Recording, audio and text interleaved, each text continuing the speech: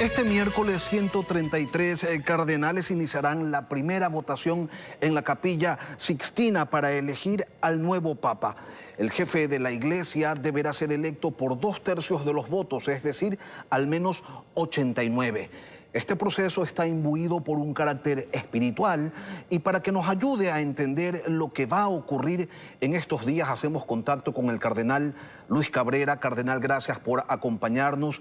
Queremos, más allá de las dimensiones de la fe, conocer cuáles son los aspectos que inciden en este proceso, en esta elección. Buenos días, buenas tardes, allá en Roma. Bienvenido a Contacto Directo.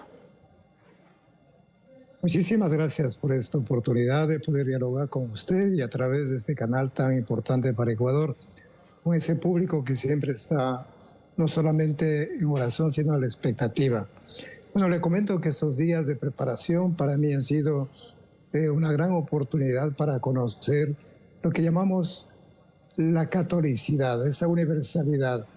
Una iglesia que está en los 5 continentes, de una diversidad de culturas, de etnias, de formas, realmente algo extraordinario para mí. Es la primera vez que estoy. Momentos de oración, momentos de reflexión, momentos de diálogo.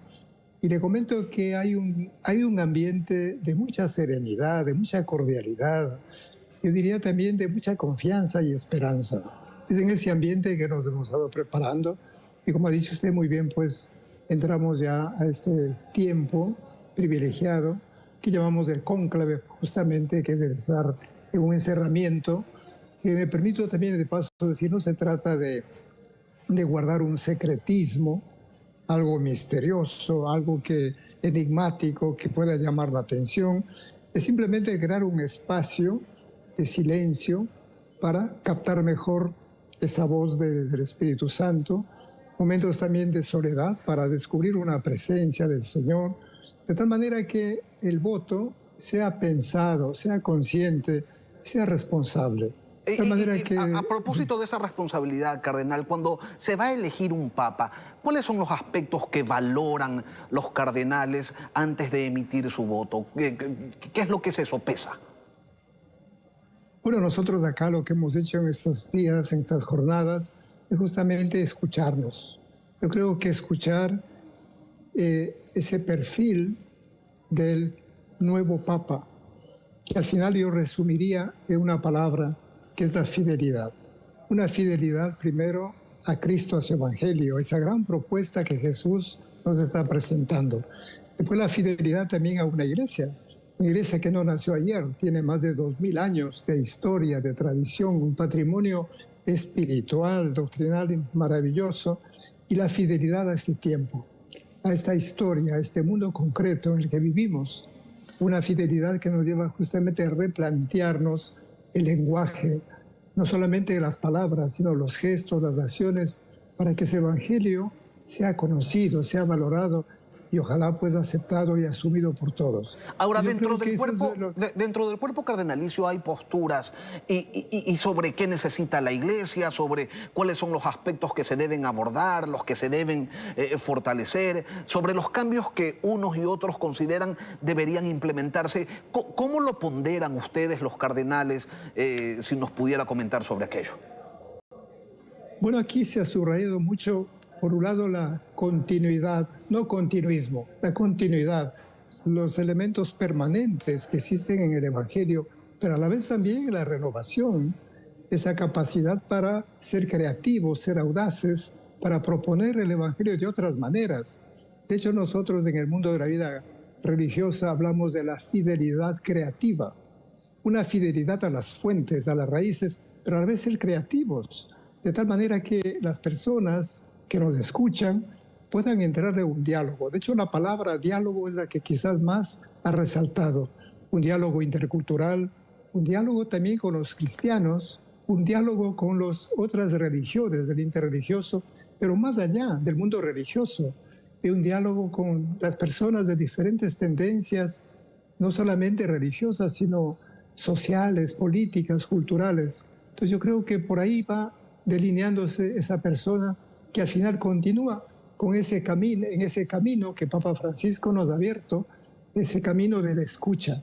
de saber pues ponderar, valorar a las personas y no solamente pues hablar, como estoy haciendo en este momento, digamos, la escucha, luego viene el discernimiento justamente sobre los elementos permanentes y los cambiantes, o entre lo esencial y lo secundario, también elementos que son importantísimos para nosotros, como ya lo mencioné, el nuevo lenguaje, en ese mundo digital en que nos movemos, cómo utilizar estos medios de alta tecnología para que el Evangelio pueda llegar sobre todo a las nuevas generaciones, esas generaciones que a lo mejor no saben más que de este lenguaje que ya lo conoce y que quizás nosotros por tradición, por edad, a lo mejor estamos al margen. De ahí la necesidad entonces de entrar en este mundo para anunciar el Evangelio. Pero esos son, como digo, los lineamientos por donde estamos caminando. Después de un papado como el de Francisco, son tiempos para un papa conservador, para un papa ortodoxo, para un nuevo progresismo, para un papa que no tenga resistencias quizás y que convoque a todas las facciones de la Iglesia. Si pudiéramos continuar definiendo, puliendo ese perfil al que usted ha hecho referencia, cardenal, se lo agradeceríamos mucho. Bueno, nosotros abiertamente hemos analizado esta terminología, estas categorías sociales y políticas en las que se pretende a veces encasillar si de izquierda, si de derecha, si conservador, si progresista, si tradicionalista, si reformador. Y vemos que son categorías respetables, por supuesto, pero que nosotros vamos más allá. Es el Evangelio. El Evangelio que tiene otras categorías. Por ejemplo, la categoría de la cercanía, que tanto el Papa Francisco ha insistido. Esa categoría de la mirada, de la escucha, esa categoría de la compasión, del sentir con el otro, vibrar con el otro y a la vez de la acción. Entonces son otras categorías que nos llevan, como ve, a tratar de llevar adelante para salir de esos moldes que a veces se les quiere encasillar, que repito, pues de esas especies de polarización. Yo creo que aquí en el diálogo que hemos tenido se ha hablado abiertamente. A partir del Concilio Vaticano II, por ejemplo, se decía cómo el Papa Juan Pablo II, después del Papa Benedicto, el mismo Papa Francisco, lo que han hecho es ir desarrollando, haciendo operativa esa doctrina. Por decir, el Papa Francisco insistió muchísimo en la misericordia, en esa iglesia con esas metáforas maravillosas, la iglesia de las puertas abiertas, para que todo el mundo tenga acceso, que nadie sea excluido. O también otra metáfora muy buena, lindísima también, de la mesa, donde todos podemos sentarnos a conversar como hermanos, como amigos, superando. Y también otra metáfora del camino, de salir, de ir hacia las periferias, no solamente geográficas, sino existenciales, capaces de encontrarnos con las personas, no tener miedo al otro, al diverso, aquel que piensa diferente a nosotros o aquel que tiene otras opciones. Entonces son estas categorías, como ven, que van más allá de esas categorías, repito, pues sociopolíticas que nacieron, como sabemos, en el siglo XIX, siglo XX, pero nosotros vamos hacia el Evangelio y a partir del Evangelio, entonces se ilumina y es más fácil el encuentro. Y ahí pues personas de diferentes regiones, como ya decía, porque hay tantas formas de vivir el Evangelio, de vivir Cardenal, la misma fe. Ahora, estos diálogos que usted reconoce y obviamente se dan, ¿implica también algún tipo de cabildeo? Y se lo pregunto, cardenal, porque, no sé, entre ustedes quizás no se conocen totalmente, no necesariamente saben cómo piensa el otro o cómo gestiona su fe ante su iglesia. Entonces, hay también una suerte de cabildeo, una presentación de quienes son candidatos o de quienes son considerados candidatos dentro de este cuerpo. ¿Cómo se maneja esta situación? Bueno, de hecho, el Papa Francisco, de los 133 electores, él nombró a 108, que prácticamente representamos el 80%, porque a título personal, pues en diciembre apenas del año anterior. Lógicamente que hay esos momentos de encuentro, de diálogo, de conocimiento. Lógicamente, todas estas jornadas, cada uno tuvo la oportunidad, por ejemplo, de hablar por 5 minutos sobre algún tema, algún aspecto, algún acento que veía importante, que considera necesario. ¿De qué habla usted, cardenal? El nuevo Papa.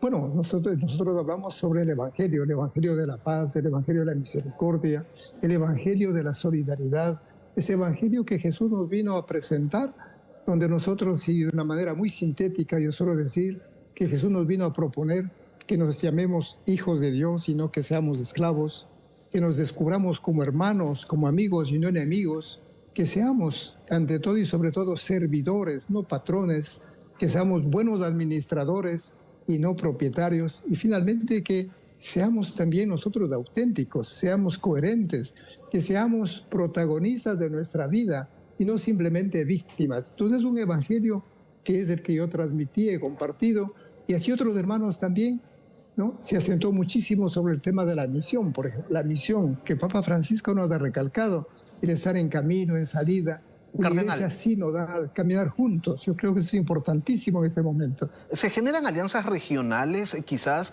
a la hora de ir determinando a quién se va a respaldar en esta elección o más bien se vota por un concepto, por una idea? Bueno, más que por conceptos, por ideas, son por personas concretamente. De hecho, por ejemplo, el hecho de estar en ese cónclave, que significa con llave, encerrados, eso nos lleva justamente a pensar, a reflexionar. Ya lo dije al inicio, es respetar profundamente la libertad de cada persona. De tal manera que no estemos como presionados, a lo mejor por intereses ajenos.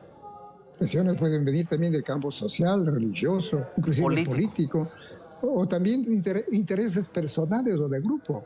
Entonces, digamos, esos son espacios que no permiten ese tipo de cosas. Justamente porque más allá del cabileo que usted dice perfectamente, pues hay un elemento que para nosotros es fundamental. Escuchar al Espíritu Santo. ¿El origen, la procedencia del Papa va a tener algún peso en esta elección?